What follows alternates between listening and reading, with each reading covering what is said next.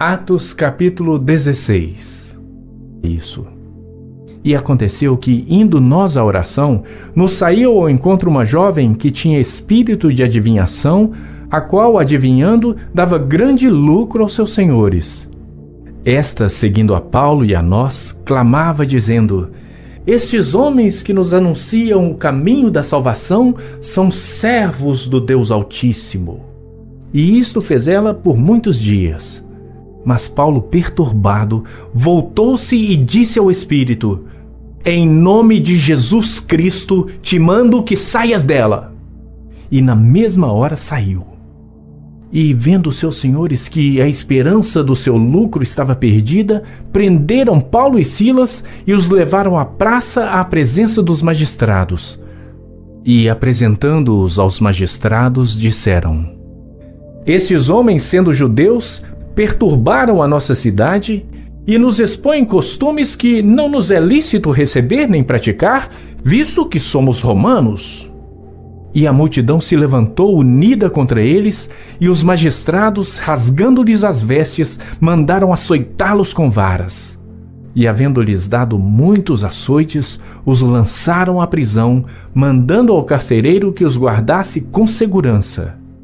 O qual, tendo recebido tal ordem, os lançou no cárcere interior e lhes segurou os pés no tronco. E perto da meia-noite, Paulo e Silas oravam e cantavam hinos a Deus, e os outros presos os escutavam. E de repente sobreveio um tão grande terremoto que os alicerces do cárcere se moveram e logo se abriram todas as portas e foram soltas as prisões de todos.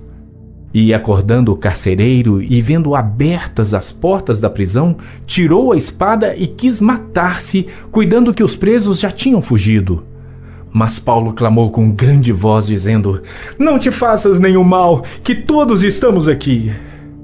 E, pedindo luz, saltou dentro e, todo trêmulo, se prostrou ante Paulo e Silas. E, tirando-os para fora, disse: Senhores, que é necessário que eu faça para ser salvo? E eles disseram: Crê no Senhor Jesus Cristo e serás salvo, tu e a tua casa. E lhes pregavam a palavra do Senhor e a todos os que estavam em sua casa. E tomando-os ele consigo naquela mesma hora da noite, lavou-lhes os vergões. E logo foi batizado ele e todos os seus.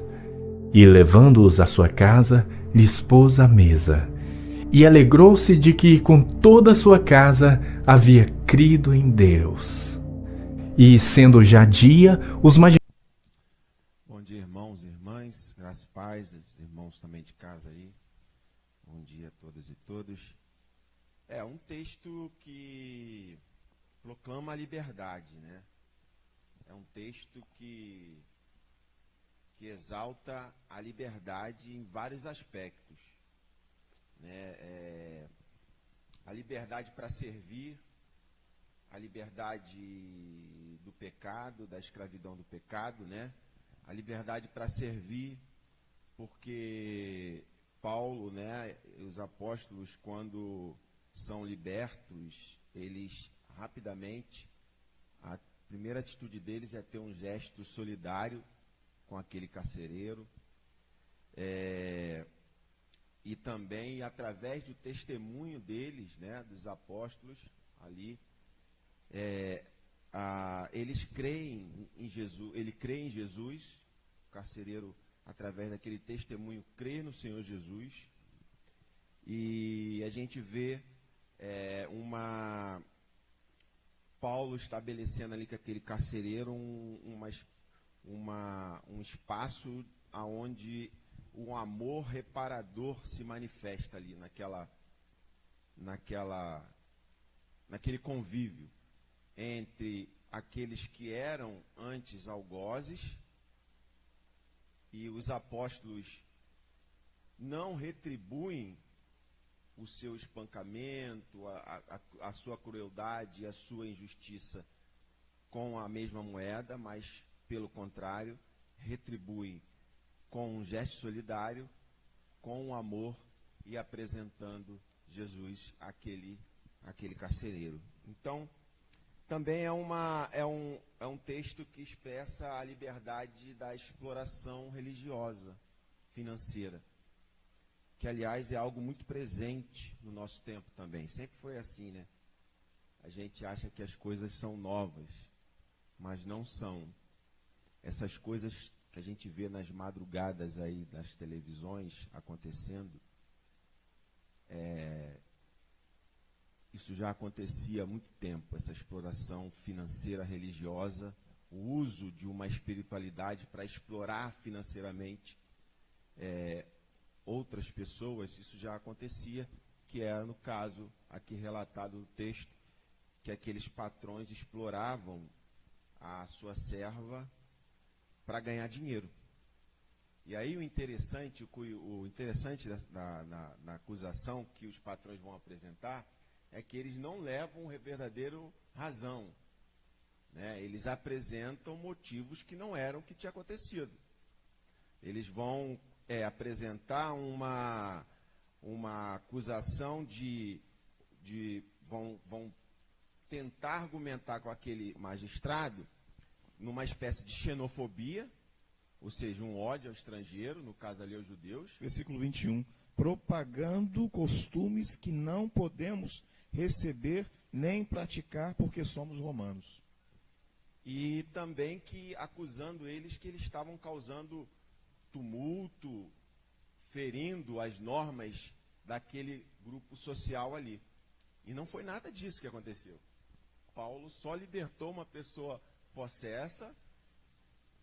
Então, é interessante que esses exploradores eles são astutos. A astúcia desses homens para esconder, para encobrir a questão econômica, que era realmente o motivo da revolta deles. Eles perderam o meio pelos quais eles ganhavam dinheiro, e quantias volumosas. Então nós temos também a libertação da exploração religiosa financeira. E também, que o pastor Pedro até colocou aqui, a libertação, eles eram livres mesmo estando com os seus corpos aprisionados, né? É interessante que a adoração e o louvor, a manifestação de louvor e adoração de Paulo e Silas expressa uma alma livre, um espírito livre. Isso é uma característica dos salvos em Jesus. Mesmo às vezes padecendo, nós não nos desesperamos, porque nós temos a alma e o espírito libertos e livres. E para concluir essa minha fala, esse livres das circunstâncias que Jesus nos proporciona, dialoga muito com Filipenses 4,13.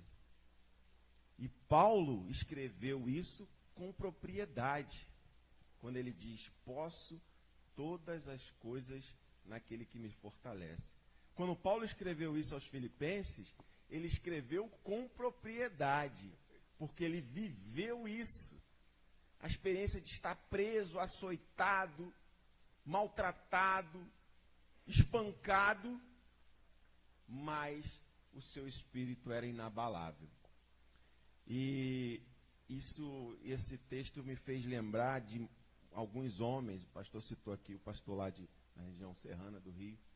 Eu lembrei preparando essa fala, lembrei de Dietrich Bonhoeffer, teólogo, pastor alemão, porque quando você vai se opor a certos tipos de injustiças, de opressões, de explorações, como Paulo fez ali com aquela mulher, você tem consequências na sua vida.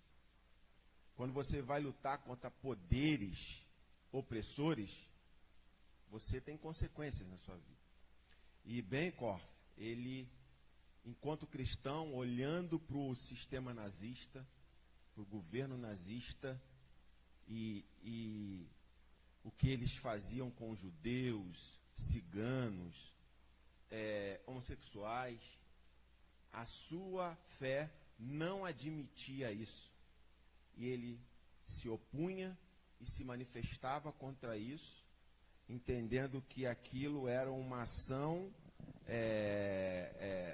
da sua fé. Era propósito de Deus na vida dele, ir contra aquele regime. E ele, então, é preso em 1943 e depois é executado em 1945 por se opor ao sistema nazista.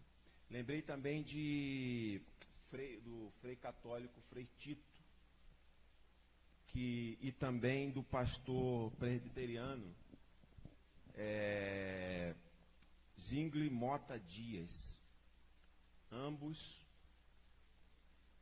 pastores cristãos que se oporam à ditadura militar no Brasil, ao cerceamento de liberdade, às perseguições e às torturas que aconteciam pelo Estado, e foram presos, torturados e oprimidos pelo regime militar. Tantos outros irmãos e irmãs em Cristo que, como Paulo e Silas, sofreram por se opor ao cerceamento da liberdade, à opressão e às injustiças. Então, que nós possamos ter essa consciência, que na dimensão da nossa fé cristã, entre outras coisas, nós temos que estar atento ao nosso redor, ao nosso país e às coisas que acontecem, e sempre estar dispostos a manifestar a nossa espiritualidade, que nos obriga a nos opor a qualquer tipo de injustiça e a qualquer tipo de exploração. Jesus trouxe liberdade e nós somos livres em Jesus. Amém. Alguma parte